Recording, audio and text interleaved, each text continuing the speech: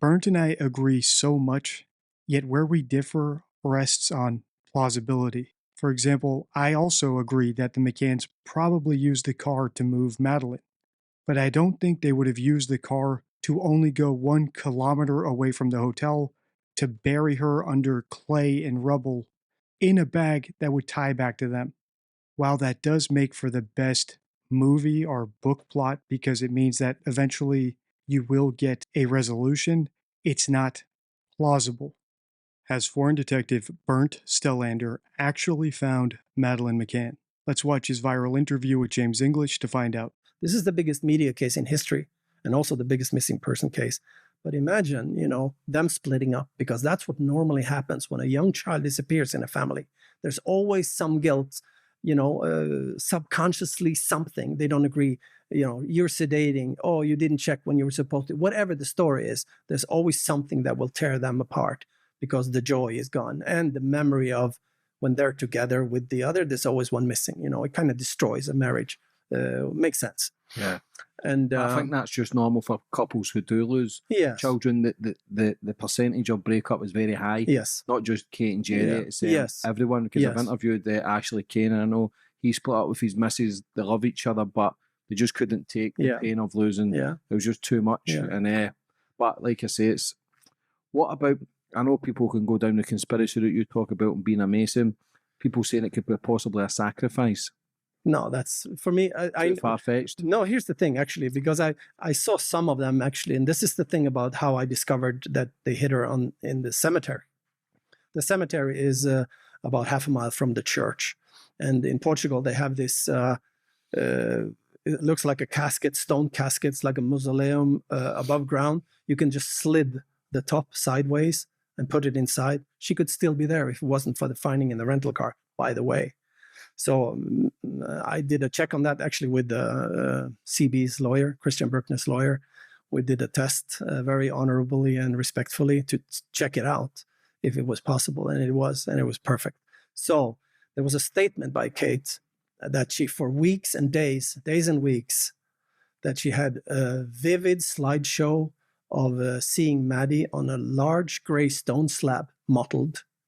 And this is the thing also, people were seeing then a sacrificial, satanic ritual table thing.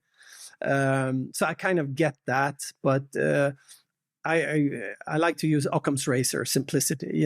The simplest line of thought is most often the logical and the truth and reality. So I like to stay on that path as hard as I can and as long as I can, unless you have to divert. So this her vivid dream, this was at the same time they were talking about, pedophiles been taking her and she's alive. This is my 5th video analyzing this interview, and so far Bernd and I agree far more than we disagree. I think one reason for that is we both ascribe to Occam's razor. However, I don't think Bernd has simplified his theory enough. For example, I think Madeleine died the day she was reported missing, and I think the parents hid her body somewhere as convenient as possible because they were panicking. When people are in fight or flight mode, they don't have time for sentimentality or even processing a death. Their main focus is survival. So I personally find it a stretch that they would do something as sentimental and elaborate as taking Madeleine to a local cemetery and sticking her into a casket. I often get asked in the comments, well, DD, how could they have hidden Madeleine's body? And my explanation is the same as, well, how did I make this card come out of thin air? It wasn't magic, you just haven't thought of how I did it. And when we're considering where parents might hide their little girl, we might not consider the deepest, darkest, most reprehensible places they might have put her, including a fridge or shoving her into a duct, or even storing her in a suitcase that they were studiously made sure no one got close to. I've started reading Kate's book, Madeleine. Kate openly speculating in front of the police that the twins might have been sedated seems to be her planting the seed that if the police do find Madeleine's body somewhere and find sedatives in her system, that she will blame that on the kidnapper. In other words, the McCann's own words suggest that they hid Madeleine somewhere that was good enough, but not foolproof. But then she had, for days and months, it wasn't like a reoccurring nightmare, for days and months, days and weeks, not months, And this is how I discovered the time they moved her exactly on the month, because of what she wrote in the diary. Everything fits together.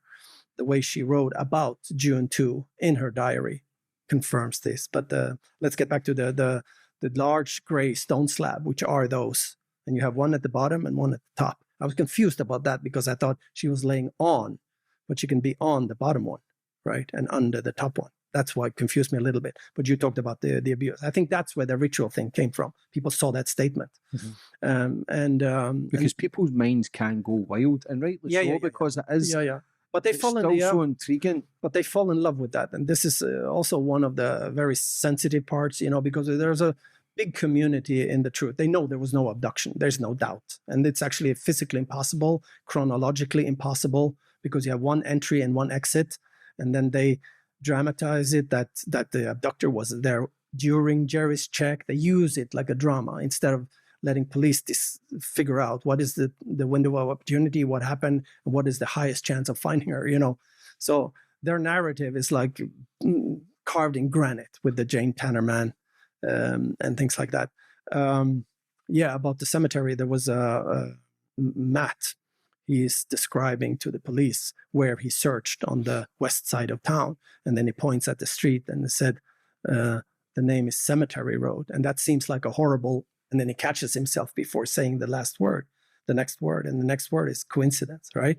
And he stops himself from saying coincidence, Cemetery Road, because it aligns with death, or that she actually was there, right? So these are these things that kind of how I work with statement analysis. What about the photo with the red shoes? The people are saying it's like a cult. Is that Jeremy Cann that's in that photo with the red shoes? Yeah, well, get the red shoes on. Well, for me, I looked at that photo, and for me, immediately, I can tell that is not Jerry in that photo. But it's getting into a territory that is irrelevant to the case, actually. And then you have, of course, the Podesta brothers thing, and they talk about the Freud, the grandson of Sigmund Freud, but he didn't own that villa then. I actually thought that he might, the freezer that Amaral talked about, that it was, if it was in the garage of Freud, for example, which was one of my wild ideas in the beginning, but it didn't own the apartment. And then you wouldn't need to move the body in the rental car because you could just walk up the hill, because his villa is right below the first plateau. So you could just, that would not happen. Where were we? We're talking about the red shoes. Yeah, but the Podesta brothers are always mentioned. Yeah, okay, as well. They are always mentioned. I often get accused of being flippant when I, out of hand, dismiss theories like the Podestas kidnapping Madeleine. And it's not a matter of being flippant, it's simply a matter of being focused. I don't think Madeleine was kidnapped, so I don't care who was in the area. But beyond that, I think that most conspiracy theories stem from our natural inability to think well statistically. For example, if I were to describe a hypothetical situation of a young girl who's been missing for a month, and her stepfather has a history of domestic abuse, and didn't immediately contact the police, most respondents would say that he killed her, rather than she ran away. And they do that because they have these salacious details. But the answer changes when I omit those striking but ultimately misleading details. If I just say that a teenage girl has been missing for over a month, it is 3,000 times more likely that a young girl has run away than she's been murdered. Coming back to the McCanns, statistically, when a 3-year-old goes missing, the parents are responsible, not a stranger kidnapper. So when you're working from that statistical baseline, and on top of that, see all the weird remarks that the parents have made that suggest they're guilty, it's very easy to dismiss fantastical conspiracy theories. And I think Bernd has done the same thing. Into the sense, this is the thing they call the Smith sighting. So here's the thing. So there's an Irish family. They were walking from the Dolphin restaurant up the street, a very dark street coming down around 10 p.m. They see a man carrying a child, okay? And Amaral was also very interested in this sighting. There's a man carrying a child, and then the story is, it's Jerry carrying her down to the sea. It's like, what? You're going down to the bars and restaurants carrying a dead child? This is on the Thursday. But here's the reason that they are so, it's become almost like, I wouldn't say a psychosis because I don't want to offend them with this theory, but I have to tell some of these people, please go back and look at his first statement of Mr. Smith. So follow this. His first statement, he said, he could not tell which clothes that person was wearing. He could not tell if that person had a mustache. He could not tell if that person had a beard. He could not tell if that person had glasses, were wearing glasses. He could not recognize that person today. And he could not recognize that person on a photo. What do you have? Nothing, okay? But then he changes that. He actually adds 5 years on a later statement. But the problem is the reason he changed his statement, that he was certain it was Jerry all of a sudden. Wow, from that start, because he saw Jerry leaving the airplane when they arrived back home in September, and he carries his son down the stairs, right? And that's really weird because that's exactly how every man in the world will carry their child down the stairs of an airplane. So it doesn't make sense. So he's convinced himself. This is the psychology of people wanting to be in the center of some historical event or something important. It doesn't mean that he's a bad person. You know, it's psychology. It's our mind messing with us. But from his first statement, where he adds from 35 years to 40 years to match Jerry. And then he also changes that he matches his wife or daughter, saying that he had these beige pants, you know, from his first statement, he couldn't tell anything, right? So, but the point is, it doesn't serve a purpose of Jerry being there. And basically he was up there pretending to search because the alarm went half an hour earlier, around 9:30-ish. So he was pretending there. So 10 o'clock, technically he could run down there and run back, whatever. But the point is, Jerry's too intelligent to walk down with a dead daughter right to the restaurants and bars. To go to the beach for what? Hoping the tide would take her away? No. She was already, of course, a day before in the cemetery. But some people are offended with the Smith sighting because it became so central. And this is also a typical called tunnel vision. It's like, wow, if we just had, you know, and there was some talk about, actually, I had an apartment in that building and it was actually the camera into my parking garage. But again, in Portugal, you're not allowed to do to a street view on that camera. So it was, I don't know if it was Amaral's own words or somebody else said that basically, oh, wow, the magic evidence could have been there of seeing Jerry carrying her down there. No, it wasn't him. And the worst part is actually one of the other, I can't remember if it was Mr. Smith's wife or the daughter, Iofi, or they described this man with light brown hair. And this is a very dark spot. And you would never describe Jerry's hair as light brown, not even in sunshine. So it's I don't know how it got stuck, but this is the thing about people you always want. And they have played so much. There's people spinning on this, some really good guys, good researchers, that there's some safe house. They were given keys by Murat because Jerry wouldn't deny that he knew Robert Murat. Why would they throw him under the bus if he had knowledge that could incriminate them? That's also a little insane, right? Bernd perfectly describes here why I take every bit of physical evidence, especially an eyewitness account, with a big grain of salt. As I've always said on the channel, I prefer to get my theories straight from the horse's mouth. Right now we're analyzing Bernd's theory, which is why we're watching Bernd. When I was developing my theory about what happened to Madeleine McCann, I listened to the McCanns. All that said, I'm aware how hypocritical it would be if I didn't acknowledge that even I have a cognitive bias. If you've binge-watched my McCann series, you'll know that I think the McCanns ultimately hid Madeleine down a well or in the ocean, and that's based on their leakage, or the words they've used in their interviews when talking about Madeleine.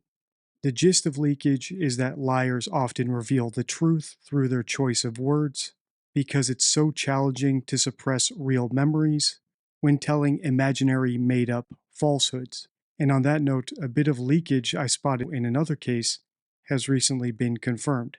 So I'll play you the statement and my assessment. Tell me how you feel right now. I feel like I can't breathe. She's telling us what's on her mind when she thinks about her missing daughter.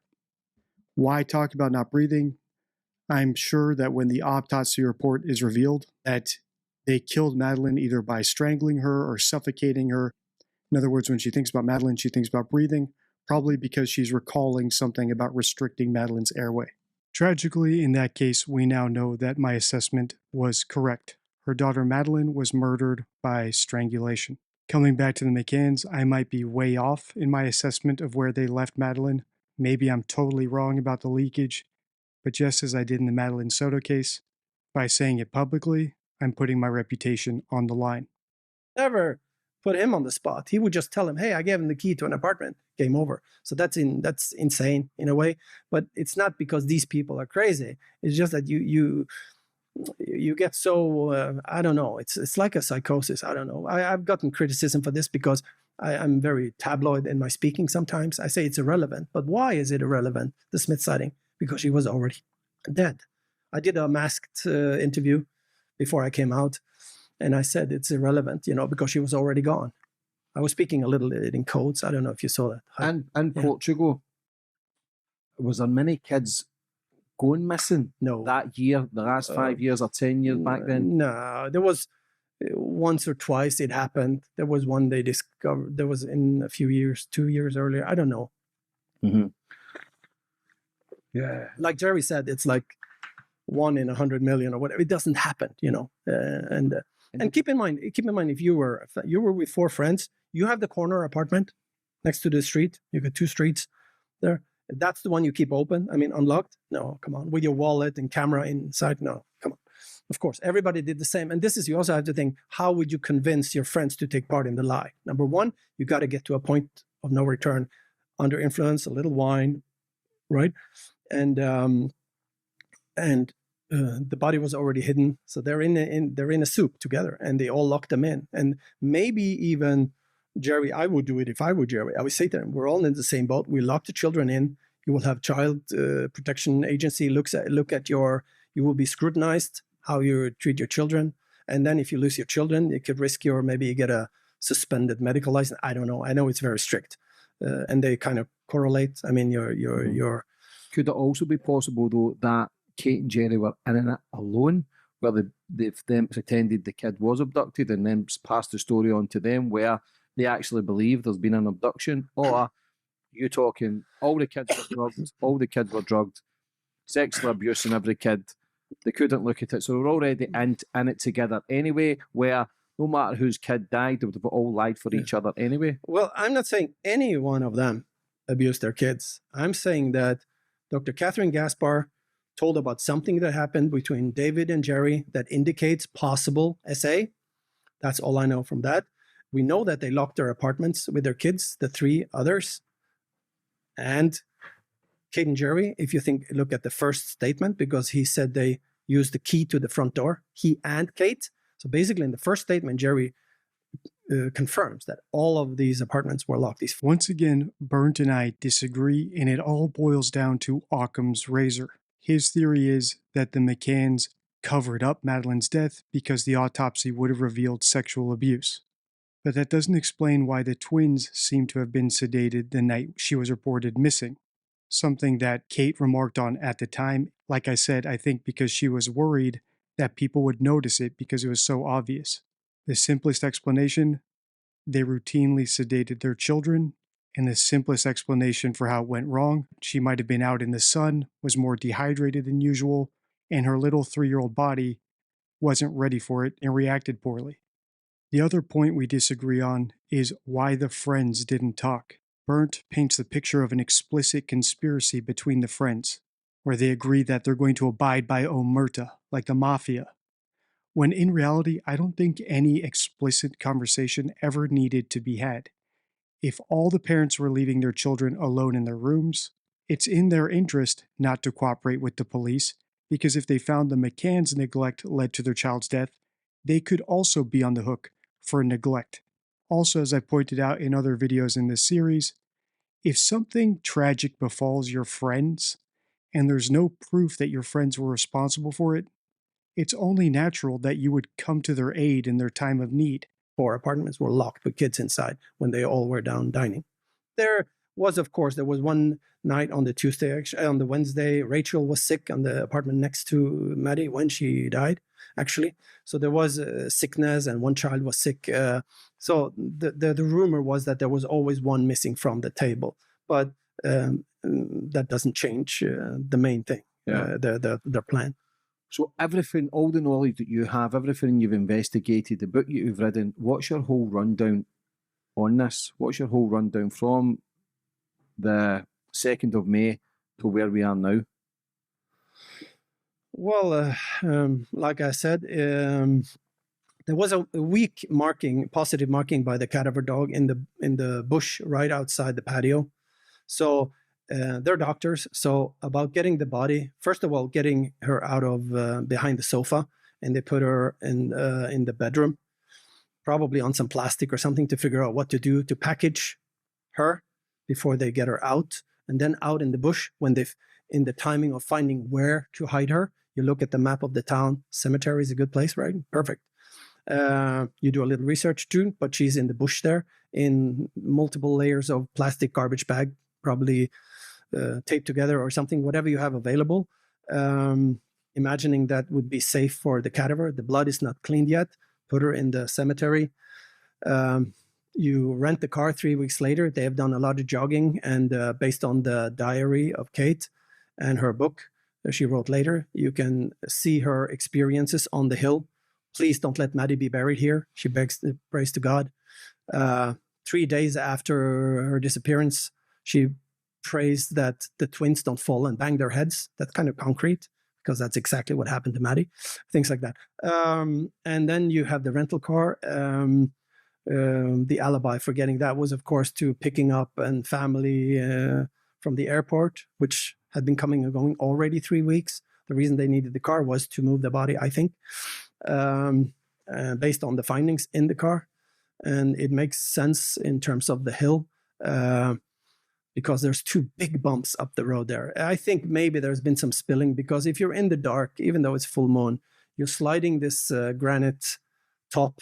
You have this plastic bag of a decomposing body, don't want to talk sludge and things like that, but there's Amaral said that the liquid that was found in the car seemed like it'd been a cooled or a freezer, and that could align with one of these cast granite boxes. Even they're overground, they're contact with the ground. It was a cold May, that it was put in the final bag and zipped, but there must be some kind of spill or something. So when that bag goes in the back of the boot of the car.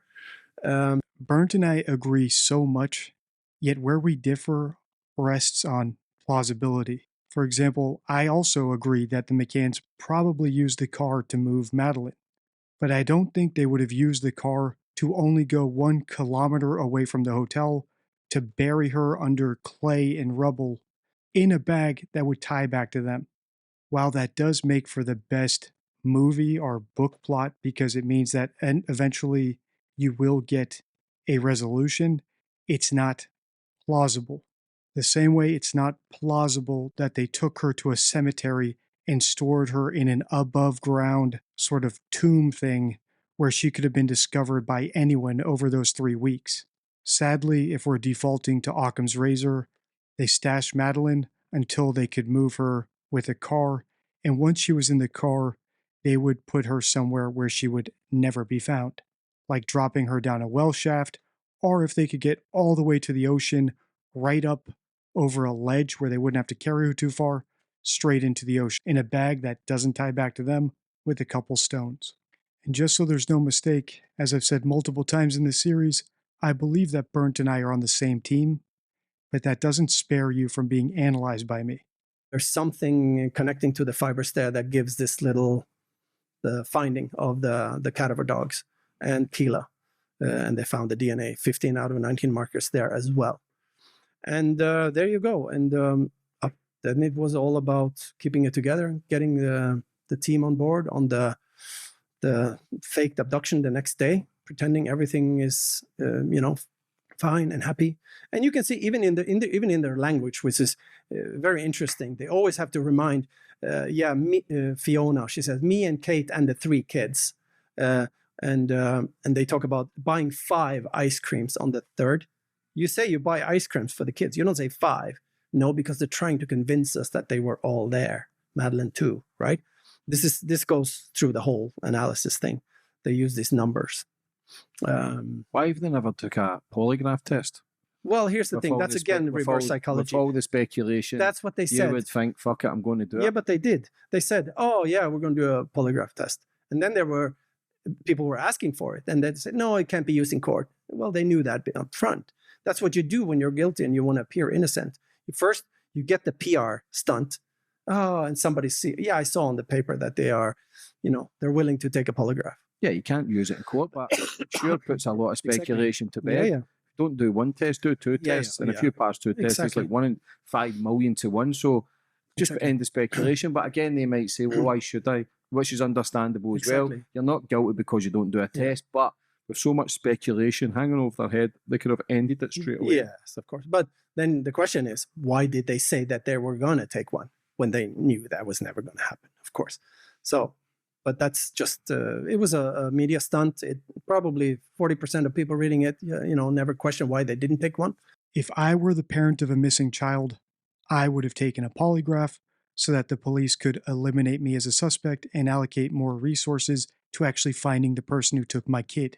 That's the lowest form of inconsistency. It's subjectively inconsistent. Just because I would do something or wouldn't do something doesn't mean I can infer much about someone else's decision. A much better type of inconsistency is statistical. For example, if we had a study that said most parents of missing children offer to do a polygraph and do it when the time finally comes to do it. But the gold standard of inconsistencies, in my opinion at least, is internally inconsistent, which is why I really like this exchange from James and Burnt. The same way the McCanns called the police, but then didn't cooperate when the police arrived, they're saying that they want to do a polygraph, but then not actually doing it when the time came, is an inconsistency. And it doesn't involve any subjective information like my own opinions. It is totally self-contained in their own words and actions. And unfortunately, I think we've found lots of the same internally inconsistent statements from Burnt himself about his own theory, especially in the third and fourth installments in this series, the importance of inconsistencies and the importance of believability, which is one reason that I lean towards Burnt's book and claim that he's found Madeleine being an elaborate bluff to try to get a reaction out of the McCanns, rather than a sincere claim that he knows precisely where she is. As far as him being a grifter just trying to sell a book, I don't think that's the case because there are much easier ways to make money and get attention. I won't name any names, but I don't want to put James English or Burnt in the same category as obvious hoaxers like Julia Wandelt, or even the German prosecutors who are still pushing this Christian B as the kidnapper narrative. But if Madeleine Mission McCann has failed and bumped her head, then they've not killed her. So why not just call an ambulance? Why not just the doctors as well? Why not just try? Because, when Why try? Because it seems a bit more far-fetched than to try and cover it up, get rid of the body, then you are done for murder. So it's a point of no return because the panic of them discovering sexual abuse is everything. Everything. You lose the twins. You can't follow up the mortgage. You get a suspension of your medical license, both of them. It's over. But it's not only them involved. You got the Child Protection Agency look into the other families. It will be a nightmare. And it's an embarrassment for Britain. The culture, if that was the culture, In Norway, it's different. We just bring the strollers and they fall asleep 8 o'clock at the table, dinner table, and then you stroll back home. If one wants to go to a bar, one goes to the bar, the other one takes the kid home. yeah, that's what they do. It's like, everywhere. Santa Ponds, Yeah. they're just all just to get steaming in the pub. Yeah. That is, when you look at it, it's still fucked up. Everybody's drunk and smoking, but Yeah. that's the way it was back then. Yeah, but but they they wouldn't leave us in the room in a foreign country. You would just get drunk and then you go home with Yeah. your mum and dad when they were steaming. You would go Exactly. get some food, go Yeah. back to the apartment, or my mum would take us back. My Yeah. dad would stay out, get more drunk. But That they was just had the way they it had was. evening crash. This is why they kind of found Tannerman. They switched him to Dr. Julian Totman. He was one of these guys who played tennis with the Jerry. And actually, Jane had seen him play tennis that same evening with Jerry. Anyways, but she was Sorry to interrupt, but do you think they could be possibly running after day 2, day 3 to try and find out a new spot for a new burial? Well, I think that as soon as they started running, that's what they were looking for sure. Okay. Like 2 days later, I think maybe I don't know. There's a rumor, and not officially, but then it was for me, that was the May 19th, I think, Saturday morning, 7 a.m. photo shoot on top of the hill. And I don't know, that's kind of steep, that hill. Jogging there, you're in good shape. But it's like having the church, it's like showing, look, we run here, nothing to see here. And what happens after that? They had requests. Can you imagine? The best view of the town is from up there. But then the response to, why wouldn't you take photos? That, no, we only take photos where it's a possibility where she could be found. There was this weird answer to that. The same way Bernd said that it was really hard to find this location where the burial might have happened and he had to do a lot of scouting. And then even when he found it, the dirt there is really hardly compacted clay and there's a layer of rocks. He once again says something that seems to contradict his own theory.